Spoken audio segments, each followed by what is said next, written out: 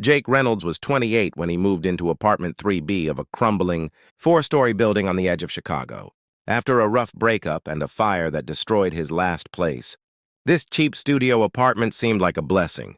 The ad promised peace, sunlight, and affordability. It didn't mention the water-damaged ceilings, paper-thin walls, or the unsettling feeling that settled in your bones the moment you stepped inside. Still, Jake wasn't in a position to complain. He unpacked what little he had, ordered cheap takeout, and collapsed onto the floor mattress by midnight.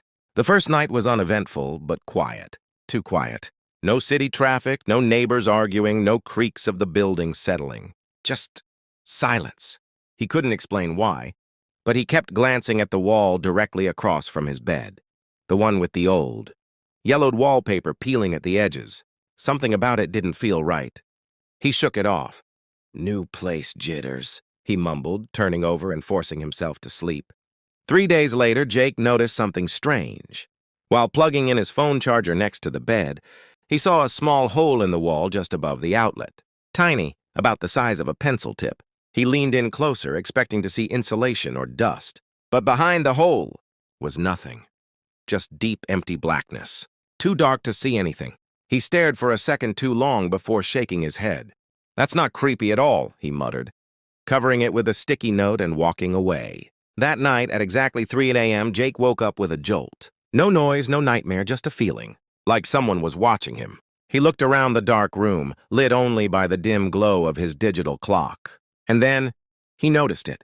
The sticky note had fallen off the wall.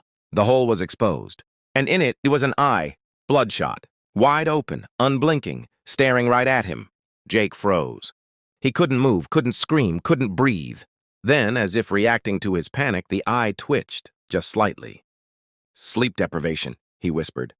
"Stress, I'm losing it." But the next night, the same thing happened. And the next, and the next. Every night at 3 a.m. sharp, he woke up. And every night he felt the same thing, something in the wall watching him. Jake tried ignoring it. He rearranged the room so his bed no longer faced the wall. But it didn't help. Soon he began hearing faint sounds, scratching, from inside the wall. Soft at first, like nails gently dragging along drywall.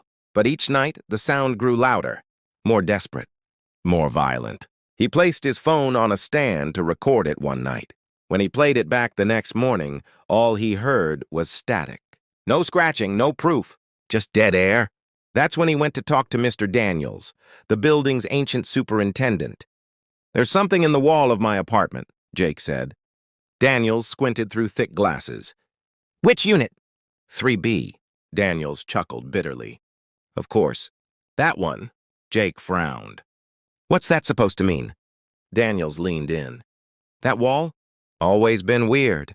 It's sealed off. Some say there used to be a crawl space back there. Others think it's bricked up. Either way, nobody's ever found anything." Jake paused. "Have other people complained?" Daniels took a deep breath.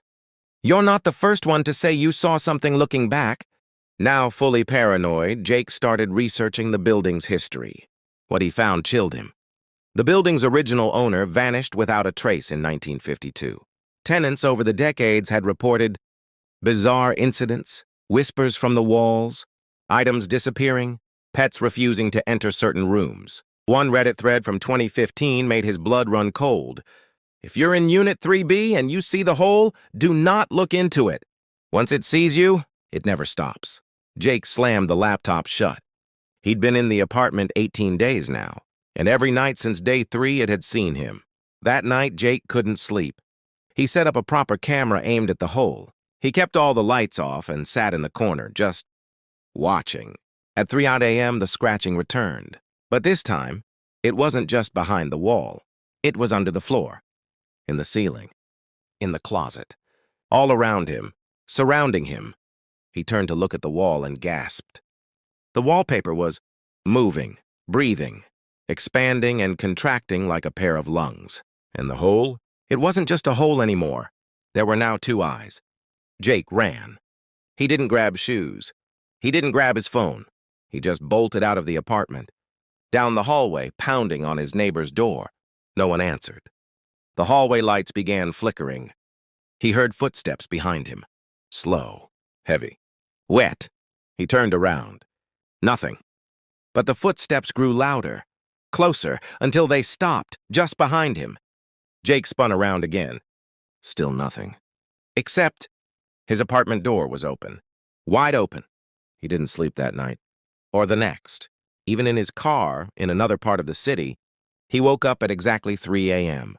And every time he felt it. In mirrors, in windows, in the back of his mind. It had followed him. He tried staying at hotels, with friends, at his sister's house. It didn't matter. It always found him. He started seeing the eye in places it didn't belong. On bathroom tiles, in ceiling fans, even in the coffee foam of his morning mug. It was never gone. It just watched. Always watching. 3 days later, the neighbor finally opened her door after hearing loud banging and footsteps from Unit 3B. She called the building manager, who called the police. When they broke in, the room was cold, empty. Jake was nowhere to be found. But on the wall, just beneath the now missing hole, scratched deep into the plaster with a fingernail or something worse, were the words, "You looked back, and if you stood in that room completely still, you could hear it."